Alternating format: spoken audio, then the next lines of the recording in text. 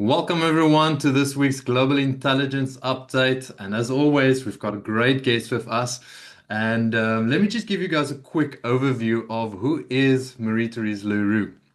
So, Marie empowers enthusiasts, experts, and entrepreneurs worldwide to share their visionary message through better communication skills, media strategy, or self-discovery. Before settling in South Africa, Marie lived and traveled in the Far and Middle East for 15 years. Today, Marie mainly supports thought leaders through media strategy services, from building a personal brand, creating a media kit, building a robust presence, sharpening their LinkedIn profile, and facilitating media appearances. When Marie is not inspiring members of her Media Strategy Mastermind group, she shares the visionary message. You'll find her concocting her next alchemy formula in the kitchen, pottering in the garden, or exploring pockets of untouched nature on the family farm. So, Marie, welcome and thanks for joining us. Really looking forward to the session today. Thank you so much, Chris. It's always such a pleasure to be here, and it's always wonderful to see these wonderful members of the Circle of Excellence group as we have the GIU conversations. And I'm looking forward to hearing from you today because this really is a conversation. So please feel free to share with us in the chat if you have questions or thoughts or experiences of your own, or just raise your hand so we know who to hand the mic to. Yeah, now that would be great. And guys, we will be talking about your brand and specifically, is your brand evolving? How to keep your brand on point as you grow and change, which is a very important topic in today's world. So, Marie, before we get started, was there anything that I missed? Anything you want to add in to that awesome introduction? You're right there. Thank you so much, Chris. Always such a pleasure to work with you. Oh, thank you. So let's jump straight into it. Marie, shall we start by defining the term brand for the purpose of this conversation? Yes, you heard that I have a farm connection. And branding, we get this word from a practice I do not like that happens on many farms, and that is taking a hot iron to burn a mark into an animal so that you can recognize that animal. Mm. Brutal term. I like to think of it so much more as a fingerprint, something that is unmistakably yours and something that actually doesn't ever really change because there's an essence to that. But I think there's a bit of a misconception around brands that we're becoming more aware of. And I think people in the Circle of Excellence group are already very well aware of this. But for people who are listening for the first time or beginning to think about branding, chances are when we think about brands, we think about that Nike swoosh, right? That logo that is so all powerful and their slogan, just do it. And yes, a logo and a slogan and a brand name is powerful. They certainly proved it, they just did it. But for the rest of us, it's so important that we don't get sucked into just thinking, oh, the brand is a color palette and a logo and a slogan and even maybe the vision and the mission and the values and these things as we speak about them, especially when it comes to a personal brand, which each one of you in this room has. What really matters is not necessarily those things as much as they can encapsulate it. The true point of a personal brand is the essence of you, or I like to think of it as quintessence, the ultimate essence of you, and how you embody that. So for me, working with anybody who's building a brand, yes, we are going to do the logos and the wording and the language, the voice. But what's really at the heart of it is your quintessence, the true essence of you, and that fingerprint that nobody can change. We don't need to brand you. We don't need to burn a mark on you. You are so unique. And we know that nowadays that is the one thing nobody can copy, not even the best trained AI bot or agent. Oh, great answer and analysis. Which jumps actually to my next question. How can we know when it is time for a brand message to evolve or shift? So when we are at that change. Well, for those of us who just attended Mike Hancock's incredible session for the Circle of Excellence and the broader public on alchemists of the future or architects of the future, you might have just had an experience that made you go, oh, I need to make some changes. And even if you weren't on that session, definitely catch up and see the recording because it's worthwhile. But let me know with a raise of hands or with hands up or even in the chat if you feel that you are evolving.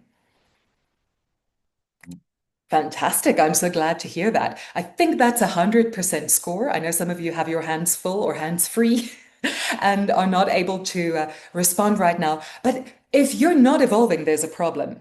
Now, the thing is, if your brand was so perfectly constructed that everything was perfect and you were so happy with it when you started on this journey, you might find that right now you're somewhat outgrowing it, a little bit like a caterpillar has to shed its skin first and get bigger and bigger and bigger, and eventually go into that cocoon and go through the process to become a butterfly. If you're becoming a butterfly, you might find that now it's time for a change. So, some of those reasons for a brand change could be external. It could simply be adapting to the market. It could be a new product that you are launching or a new direction that you're going into. If the brand that you're looking at is not just a personal brand, but a business brand, it could even be a pivot or a merger, an acquisition, combining with another business. And when it's your own personal brand, one of the biggest reasons is simply that you are evolving. Congratulations. It's a good sign. It's a little bit inconvenient, but it's a very good thing. Wow. Such great answers, guys. We will be sharing this as a recording as well, so you guys are more than welcome to come back and re-listen. Yeah, thanks for that. So, with that, Marie, I need to ask as well. With change comes a lot of uncertainty, and people are afraid to do or make a change. When a business or a personal brand pivots into a new direction, what are the most crucial or initial steps to ensure a coherent and a credible transition into the new phase? Thanks for that question, Chris, because it can be really easy to get completely wrapped up in the process of everything changing and throw out the proverbial baby with the bathwater. Now, I'd always recommend if you're going to make a change like this, looking into what you might call a brand audit. Now, you can do this quite formally, or you can very simply go and see where is my brand making me itch now? What's not fitting anymore? Where is it time for a change? But you might want to look at it a bit more formally and see where the changes are necessary. And what that's going to indicate is that you'll probably see that there's something in your brand that you really want to keep. Now, all of you are in business and you're familiar with the term of equity. Equity is your ownership and the value that you have in something that you own. It could be in a business where you hold shares or another area where you already have a significant investment. Now, in branding and marketing, there's the term brand equity. And your brand already has certain value that is well established. And if you don't believe me, go Google yourself, go see what's been happening even behind your back while you haven't been looking to give your brand a reputation. Now, unless that reputation has gone completely down the tubes for some reason, you really want to keep all the good of that. So you definitely want to start building on what is still good and valid and solid and sound and strong surrounding that brand, whether it's a business brand or a personal brand. Very often it's the personal brands that might change faster because you suddenly realize, oh, I have this new passion I want to follow, or you've got a new qualification, or you're now suddenly an author and a speaker where you used to just be a coach. So these are the evolutions. But go and see where the value is and see how much of that can you keep. We've all seen rebrands that actually annoyed us. They say one of the most divisive things in the world is Marmite. So I don't know who else loves Marmite. Like I'm the Marmite girl. I see Claire is pulling a face. So I think we just proved our point, ladies and gentlemen. I rest my case. Now, I'm a Marmite girl, and I'm actually very attached to the tradition around it and to the little picture of the little pot. It's actually called a marmite in French cuisine. It's named after the little pot that you boil that it's made in. I think that's just too sweet. And then they went to put it in a plastic squeezy bottle upside down with much more of a caricature picture. I was so annoyed. Don't do that to your people because now we know like Marmite is already a religion, right? It's got a fan following. And your brand is in many ways the same, whether you love it or hate it, and whether people, or whichever side on the fence they are. Claire, I'm sure changing the packaging of Marmite is not going to change your opinion on the taste. There you go. So the people who love you are going to love you anyway, but respect them, honor them, and please listen to them. Such a great answer, and I love the Marmite. I'm actually not a Marmite fan, Marie. Oh, looks like I'm alone today. Yeah, yeah. And I know I don't know if they call it the same in Australia, but it's quite big in Australia as well. I've seen quite a lot of videos of people sharing it as a tradition. Um, so it might be a place to go visit, Marie. I have some great great experiences there. But yeah, great answer. And yeah, that also leads on to my next question, which is how do you measure the success of brand evolution? And do you have any success stories from your clients that you can demonstrate a win? That would be awesome. Wonderful. I'd love to share a beautiful demonstration of a win. But first, how do we measure that? Because some parts of your brand evolution there are metrics. You can actually go and measure that. You can go and ask people what do they think about the new brand, and you can do all kinds of research and get the numbers. But very often, what's true about a brand is much more intangible. It's much more around the feeling that people get. And now your personal brand, you might repackage your personal brand, right? Many of us have seen, and actually, if you join the circle of excellence, that's often something that happens. There's this physical transformation as people move into this new brand. But the whole point is to bring it closer to your essence, not to change you, but actually to carve away at creating that sculpture of Yeah. who you truly are in your power.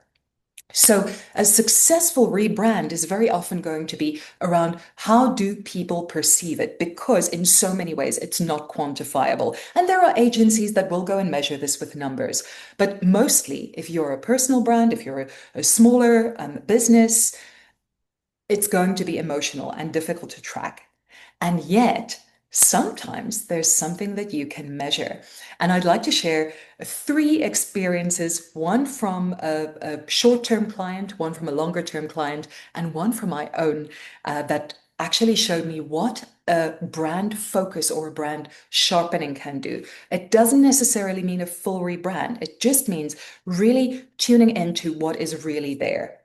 And so I'd like to share the story of two personal brands. The one is very typical of when people go through this branding process. And I've seen this time and again with clients, but with this client, it actually helped him to redefine who he is at a new stage of life. So working through the personal branding process meant having to go and pull those deep thoughts out from inside, because really a personal brand is who am I really? That's really what you're talking about there. What are my true values? And then from those things, who am I really? That is how you extract the images, the colors, the wording that becomes the brand. And the specific case that I think of is of an executive who'd gone right to the top and suddenly had that revelatory moment where he realized, I can't do this anymore and I have a different calling. And in that process of moving into his later calling, we then compiled the copy, the information for his brand, the wording, and the key documents like a speaker sheet and a media kit and a podcast one sheet. And as he stepped out of this, he knew better who he was. So that's the first thing is that especially on a personal brand, it gives you a stronger sense of coherence and alignment. And it actually just helps you step into that elevator with confidence. And when that person asks what you do, you're probably going to be really smart and you're going to say, but what do you do? And then you'll be able to really frame your message around what they want to hear and be able to do that clearly. So the first is clarity on your own brand and your message. And the second can actually be kaching. So that's a nice measurable one. I used to love in school getting a report card because it's kind of a way to track. And then in life, you don't get a report card, but the grown-up report card can often be the money. So it's a lovely way to get some feedback. And I worked with a speaker who'd been clarifying a lot of his message. And as he updated his LinkedIn profile, within a week, he got an invitation to a paid keynote, to do a paid keynote. And then I worked with another individual who'd been thinking of speaking, and that was specifically what she wanted to discuss with me. We literally had a 1 hour consultation, and I just listened to her and said a few things and said, but you say you want to speak. I looked at her LinkedIn profile and I said, have you thought of putting speaker into your headline? Within 3 days, she was contacted by an acquaintance who said, I love what you say. I love what you do. I never knew you spoke. I've got an event. Will you please come and speak? It was for a major, major energy organization that obviously has massive budgets. And it actually was an invitation to speak for money. It just never crossed her mind to charge for it. And when the event came by, they said, please send me your invoice. And she said, oh, I'm already on my way. It's too late. So she missed that opportunity. So literally two speaking opportunities for people that came within a short period of beginning to put themselves out with that new brand. And there's also something about it that tingles, we can feel when a brand is refreshed. That's why I really like the idea of a brand refresh rather than a rebrand. And a brand refresh, if you're evolving, you do want to do regularly. The third experience is one of my own, where I was working with my client who was looking for new opportunities. I saw a partnership for her, and I set up a meeting with a person who had the opportunity for the partnership. But in the meantime, I did a little bit of cyber stalking, and I would, for example, go and comment on the potential partners' social media posts on different platforms and so on. And I didn't do anything else except set up the meeting, appear in the meeting, and the potential partner was supposed to be excited about my client. But when my logo appeared on the screen, she said, "You're from Yazzie Media? You guys are everywhere. You guys are a one-woman business." And so having just that brand awareness and that brand activity stimulates an awareness. And that is how you can actually measure the success. Wow, well said, and so many insights shared there. Guys, if you're not connected to Marie on LinkedIn, get connected with Marie. You'll have some great content that you'll be able to see and interact there with. So yeah, thanks for sharing that, Marie, and your stories for sharing that. Then next, I want to jump into more of a bit of a media. Media strategy is core element of your work, and I want to know how can a well-executed media strategy effectively amplify a new brand narrative and solidify its evolving position. Okay, thank you very much. I think a good place to start is actually just to frame media strategy as a broader picture. Yeah. And what I would call media strategy has a lot to do with a strong organic marketing approach, or what we might have called in the past PR. But if you're one person, you really want to be sure that there are a lot of things that are out there working for you, whether it is your speaking on stage, your publications, if you have them already, and if you don't have them, the process. Of course, your social media platforms, your opportunities to appear on podcasts like this one, or as a guest blogger, All of these things are part of what happens.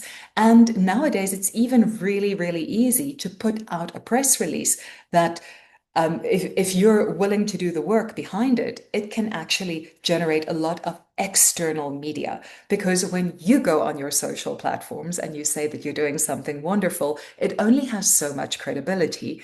But the moment that it appears in the press, especially the so-called print press, but if it's an objective source, people add a lot of credibility to that. So, what I'd call media strategy is really what we might think of as organic marketing, where you don't actually necessarily pay for the attention that you're getting. A beautiful word for it that I came across way, way, way back. Before I even started working, I was a student. I found a book in the library. It was called Guerrilla Marketing. And that idea of being stealthy and mobile and just working from passion and grit actually can be really powerful.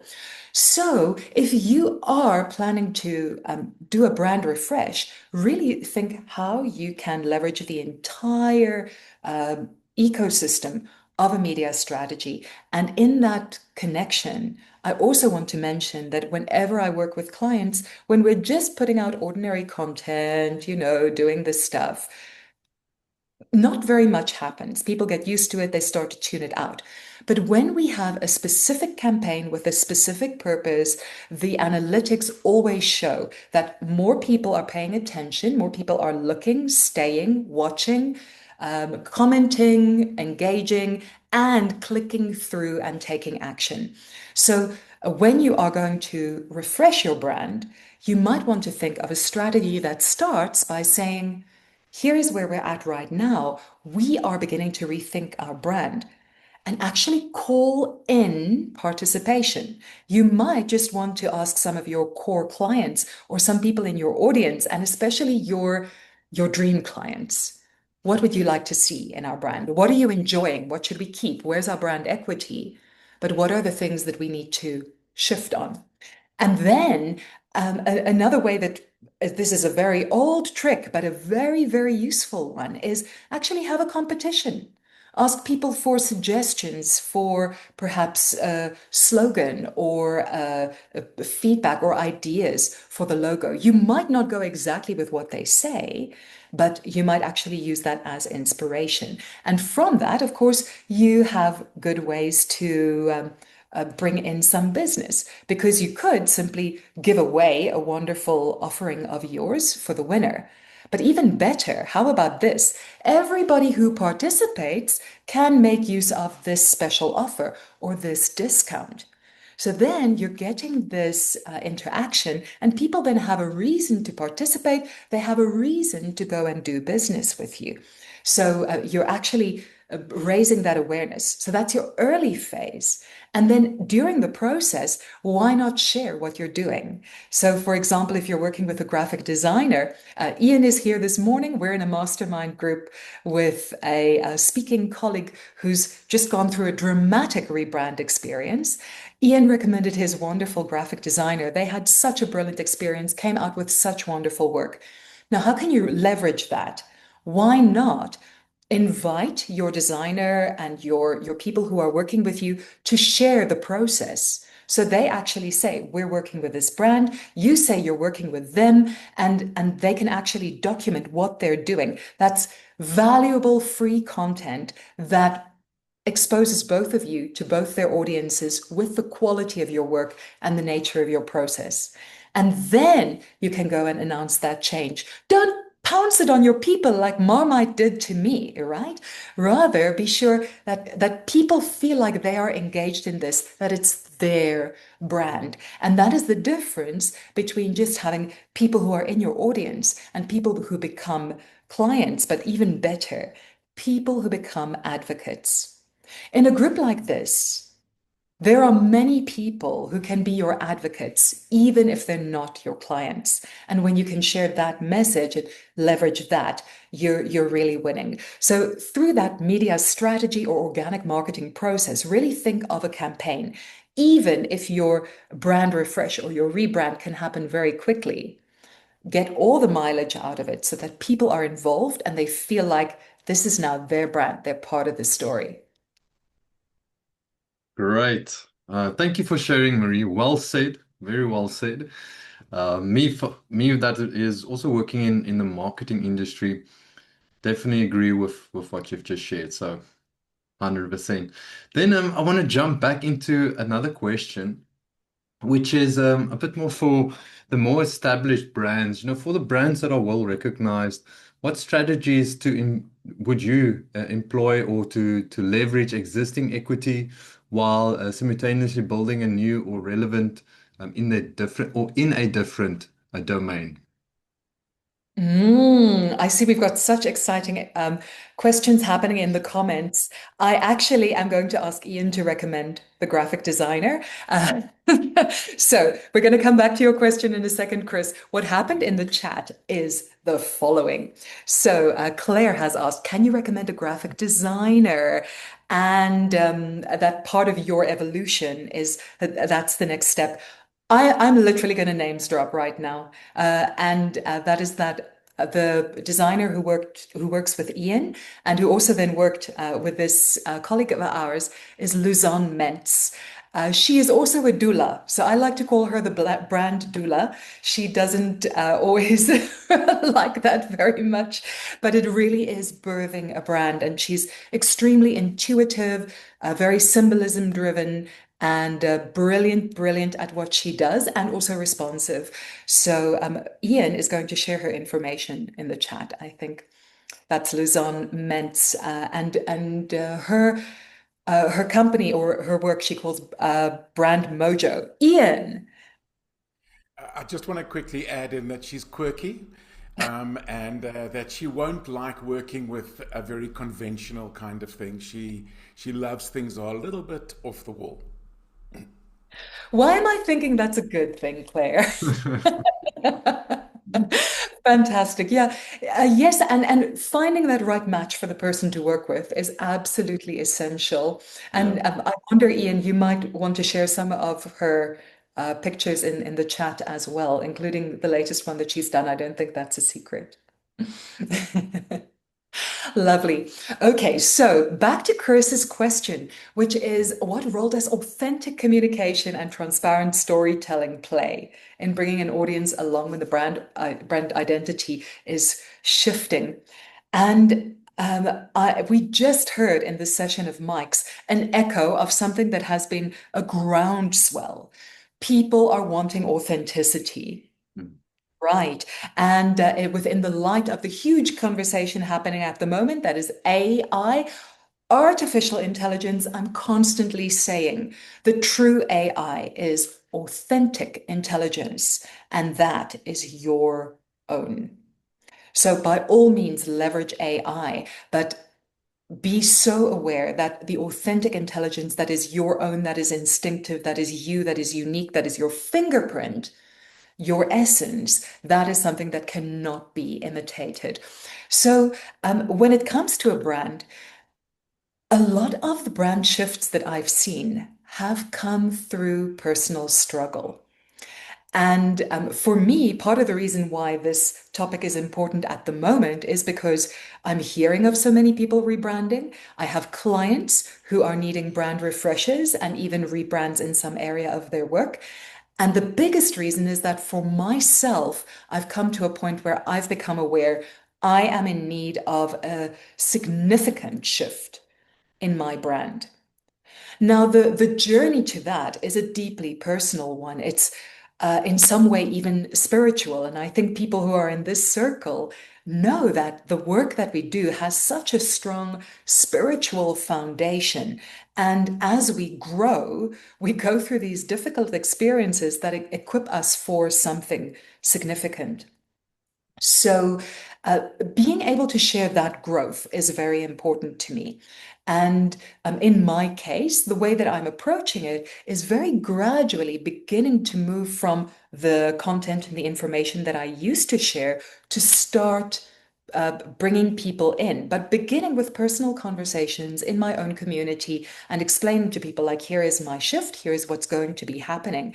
And that also means that there are people that I'm going to lose because they wanted something specific from me, and that's 100% fine. But maybe I don't lose them as advocates, I lose them as clients.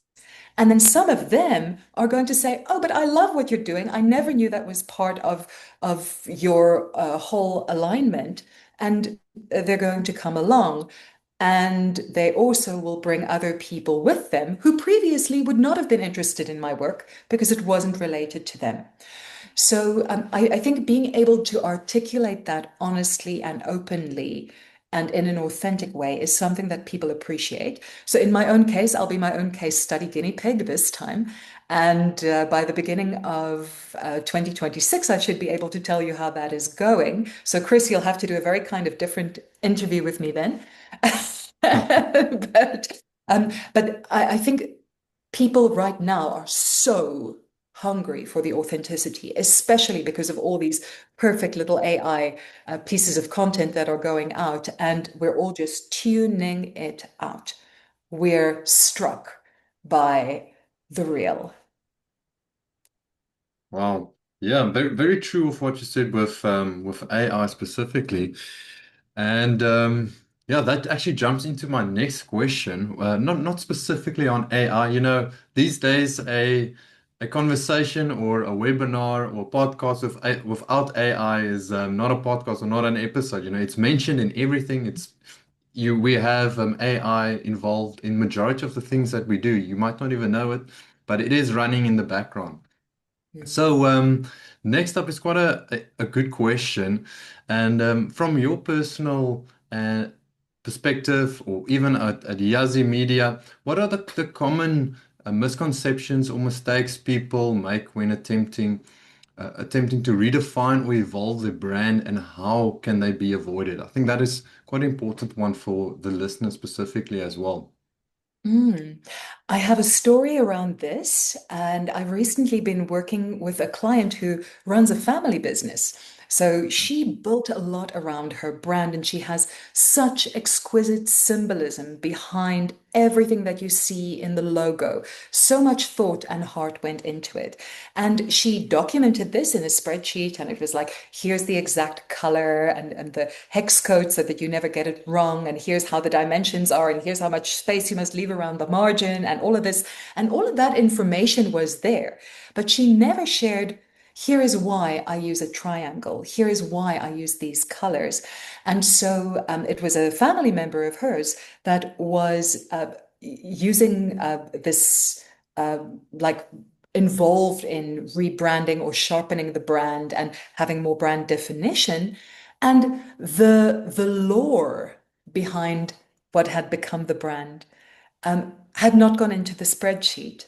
And so, actually, having the discussion with the two of them, where they could actually reignite this passion for, oh, that's what it means, and here's where it comes from, just helped them to be sure that they keep that brand equity and the storytelling and the spirit and the symbolism and significance behind it. So, I'd say one of the biggest misconceptions or mistakes, let's go to mistakes, is losing the brand equity that is already there.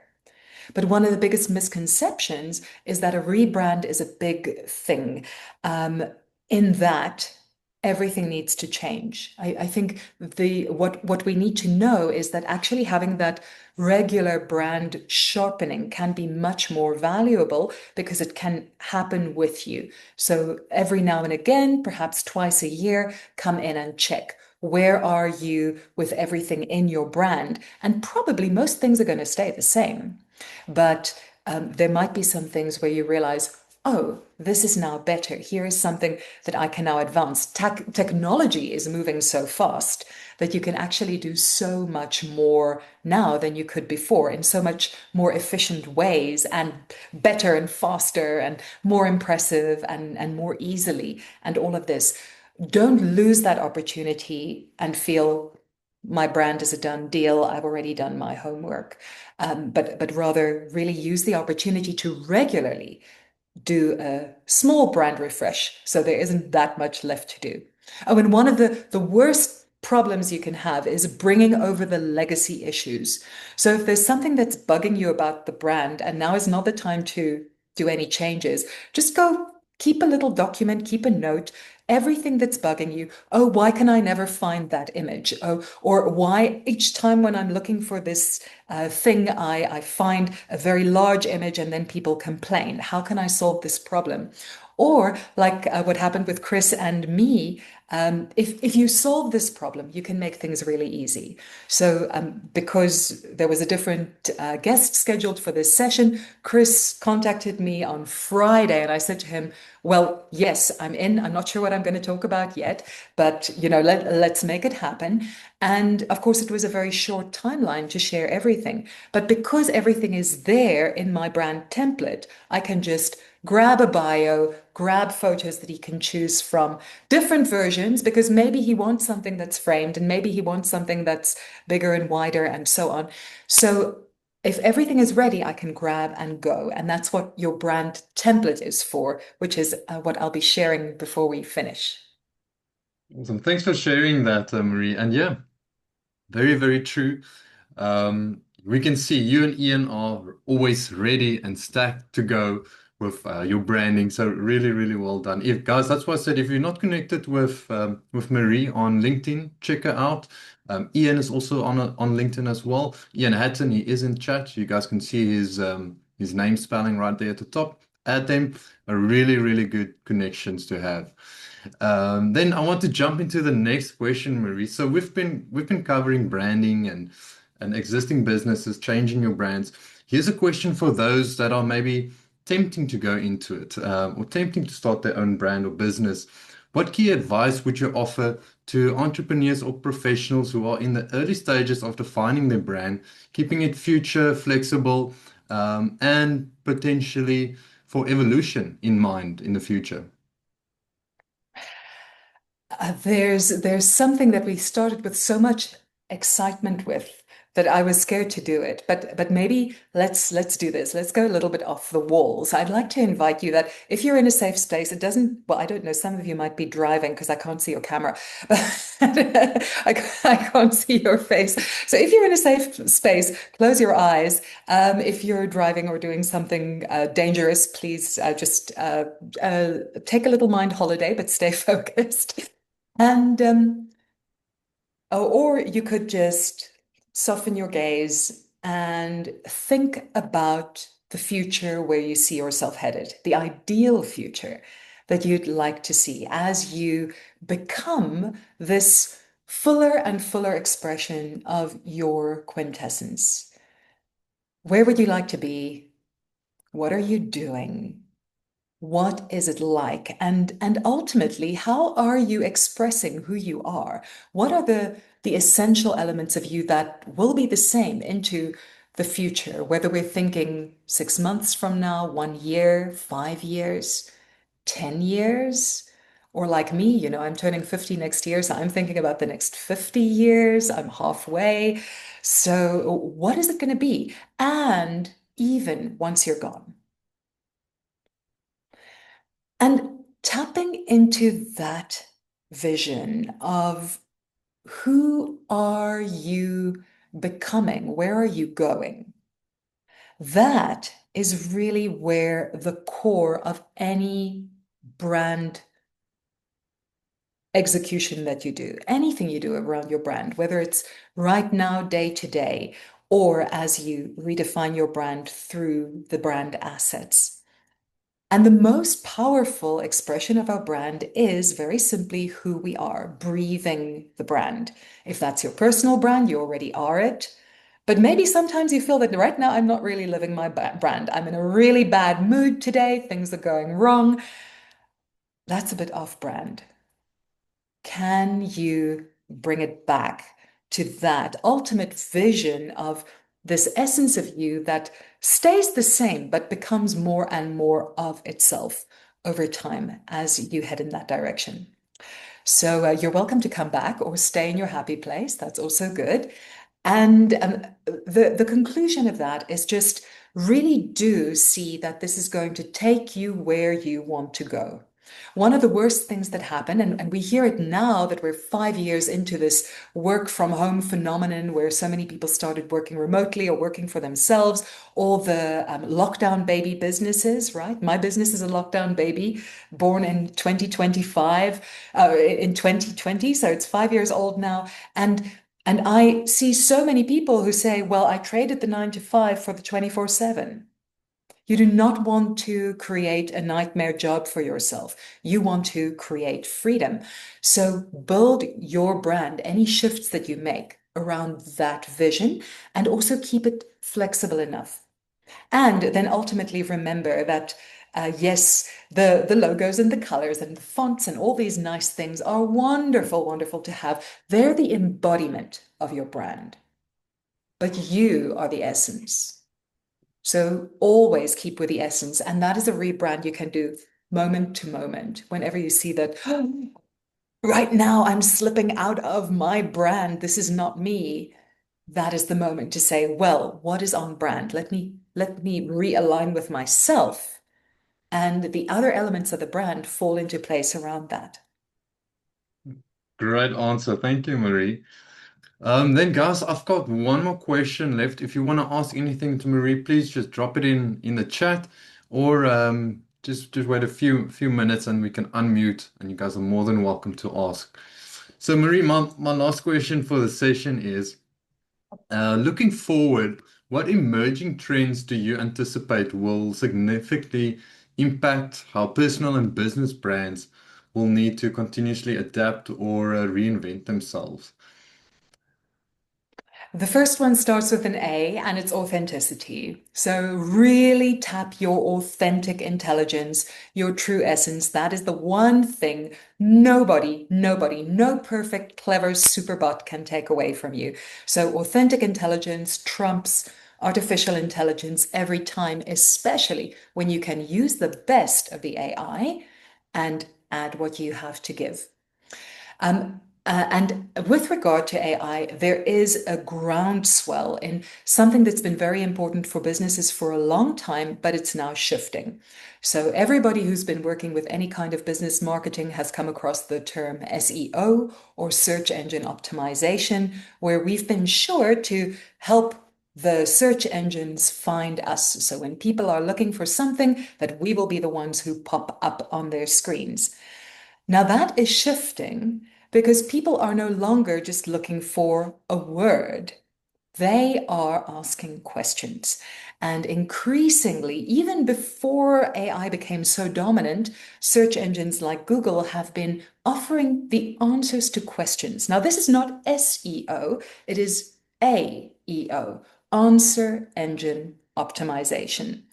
And with this, it's no longer just the keywords that are important, but how we ask questions. So associating your name and your brand with the questions that people ask is a very good way to start getting the attention of the answer engines. And if you're creating content, having those questions in your titles and in your wording and in your descriptions is very helpful. So instead of just personal branding, you could have something like, is your brand evolving? Or how can I evolve my personal brand? Or how can I rebrand? And the answers to that then become very good. So you want to have the clear questions and the clear answers.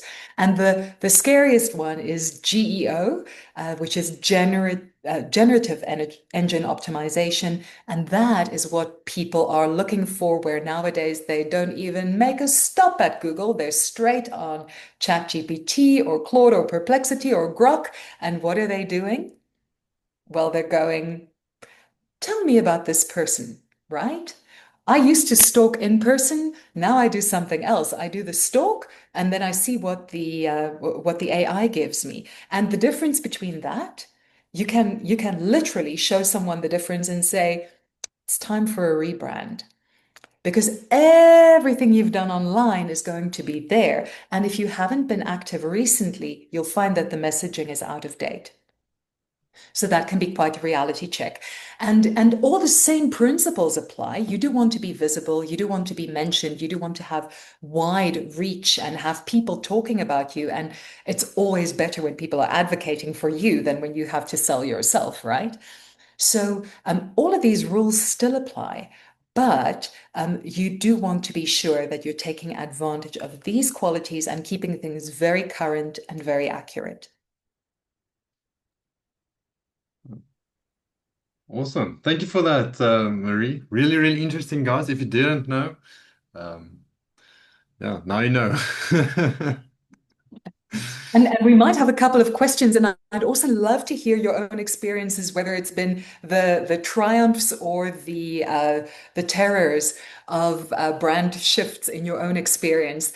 There's a little present for you in the chat box, and Chris, I'm going to ask you if you can also share it for us in the show notes and descriptions. And that is, ooh, he's so fast, he's ahead of me. But there you go. Now you've got it twice.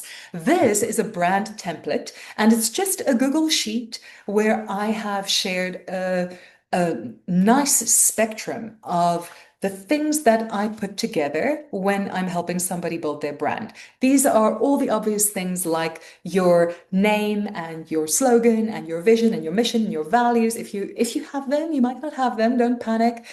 Descriptions of your business, short ones for those places where you only have had like 50 characters, and longer ones, and your bio, longer bio, shorter bio, your photos that you can grab, like when Chris invites you to come and be a guest on the GIU, you can just grab and go, send him a link, and he's got everything he needs.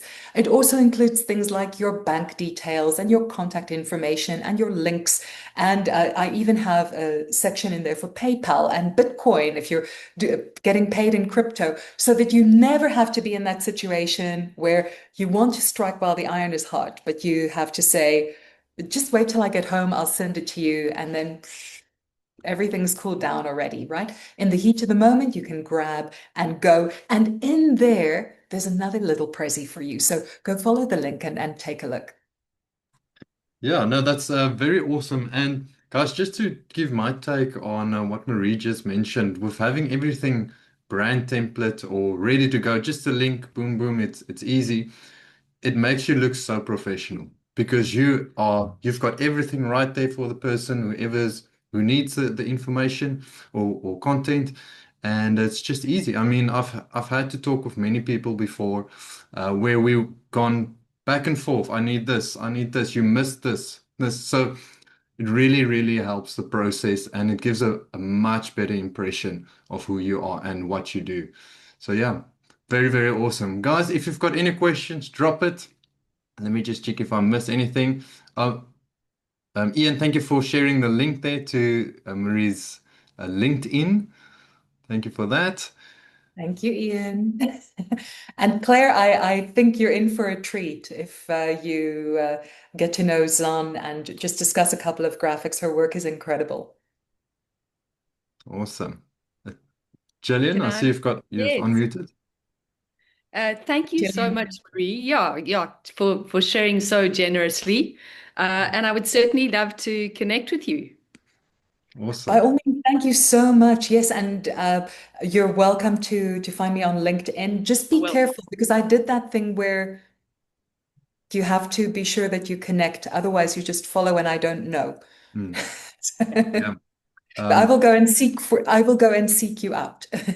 yeah, for just Thank you. for Thanks for interesting sake, Jillian and Marie, you guys are very close to each other. So Mm. in terms of living in Joburg. in Joburg, yeah. Gauteng. There you go. For the people in the Cape, it's all the same, right? Yeah. Yeah, thank Sorry. you. I just, yeah, I followed you, I think. And I think I've clicked a wrong link in the brand template. So I'll just do it again. Oh, Okay. It took me to a Chrome extension, but it's okay. I've got the spreadsheet now. Awesome. perfect. And, Perfect. and hi, Love. Susie. Hi, Chris. I'm back. I'm finally getting back into things. I'm glad to Taken see a you. long while. Glad to Wonderful. have you here. And Thank look you. at Susie with all those brand colors, right? I can totally feel the vibe. I'm called, okay, Marie Therese, I'm the Heart Whisperer, and Yeah. I have my own deck of Heart Whisper guidance cards that change lives and help people love themselves. So I decided that I put that up a while ago, and everybody comments, so I'll just leave it there. Oh, That's That's Susan. If awesome. you see those hearts, it's Susan. Hi, Stephanie. Ah, my daughter. Haven't been here for a long while, have I? Haven't seen you for ages. Mm. Yeah. So beautiful. with that, guys, is there anything else you'd like to add on, Marie? Um, Lots of information. So I will be If sharing you, the recording if you guys want to just rewatch or re-listen, podcast version or YouTube version. It's all up to you. You can also view or review, rewatch this in the Circle of Excellence private membership platform. So yeah, Brilliant. uh, looks like that's all. Thank you everyone for joining us this week. And Marie, just want to thank you again for sharing all your knowledge and your insights. Really, really appreciate it. Even on a short notice, you really, really are awesome. And then also our live viewers and listeners, thank you guys for being here. Really appreciate it. And offline as well. I really appreciate all the support that we've been getting. I hope you guys have a great week ahead and there's some great and positive uh, feedback into your life. Thank you everyone. Cheers. Thanks, everyone. Thank you so much, Chris. All a pleasure.